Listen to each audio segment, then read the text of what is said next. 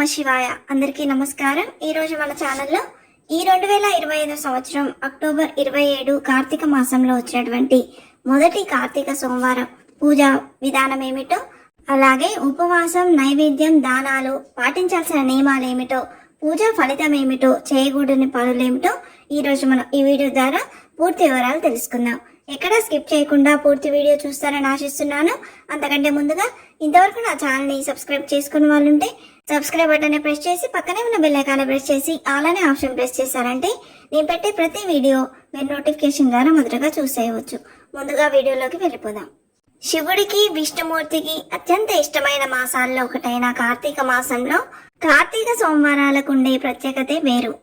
కార్తీక మాసంలో వచ్చే సోమవారం కార్తీక సోమవారం అంటే శివుడికి అత్యంత ప్రీతికరమైన రోజు. ఈ రోజున శివారాధన చేసిన, శివనామ స్మరణ చేసిన, శివుడికి అభిషేకం చేసిన విశేషమైన ఫలితాలు కలుగుతాయని నమ్ముతారు. ఈ కార్తీక సోమవారం రోజున పవిత్రమైన బోలా శంకరుడిని పూజిస్తే 7 జన్మల పాపాలు తొలగిపోతాయని శాస్త్రం చెబుతుంది. కార్తీక మాసంలో చంద్రుడు పూర్ణుడై ఉంటాడు కాబట్టి కార్తీక సోమవారం రోజు తెల్లవారుజామున ప్రదోష కాలంలో శివుడికి అభిషేకం చేస్తే దీర్ఘకాలిక రోగాల నుండి ఉపశమనం కలుగుతుందట. బిల్వార్చన చేయడం కూడా చాలా పవిత్రమైంది. ముఖ్యంగా కార్తీక సోమవారం చేసే ఉపవాసం, నదీ స్నానం, దీపదానం విశేషమైన ఫలితాలను కలిగిస్తుందని, అశ్వమేధ యాగం చేసినంత అద్భుత ఫలితాన్ని ఇస్తుందని పండితులు సూచిస్తున్నారు.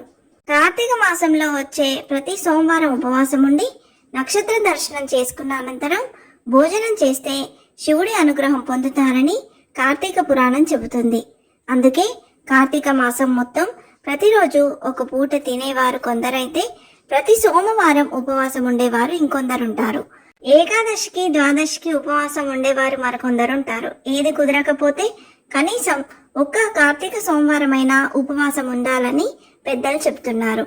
ఉపవాసం అనేది ఏకభుక్తం, నక్తం, ఆయాచితం, స్నానం, తిలాదానం అనే 6 రకాలుగా సోమవారం వ్రతం ఉంటుంది.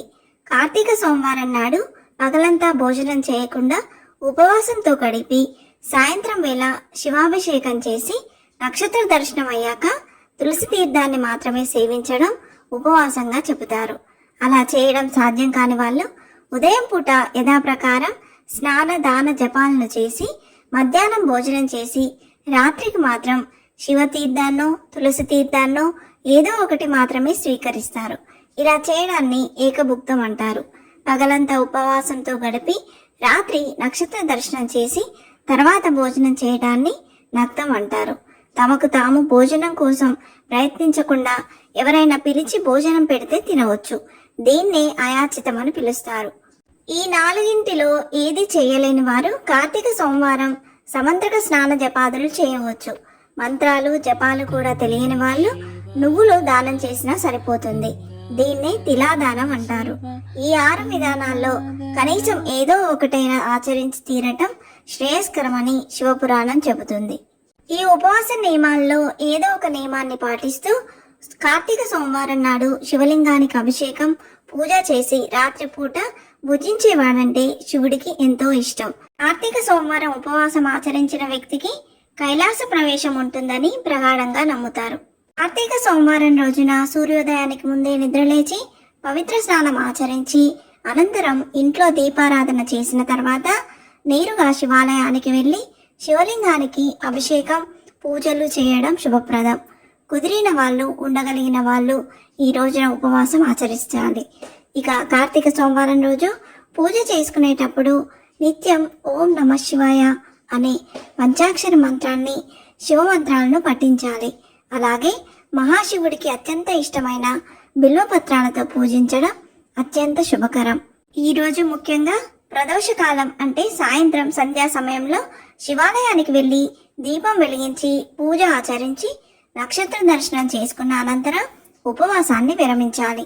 కార్తీక సోమవార వ్రతం ఆచరించడం వల్ల సకల పాపాలు తొలగిపోయి కుటుంబంలో సుఖ సంతోషాలు, అష్టైశ్వర్యాలు కలుగుతాయని, వివాహం కాని స్త్రీలకు మంచి భర్త వస్తారని, వివాహమైన వాళ్లకు మాంగళ్య భాగం పెరుగుతుందని నమ్మకం.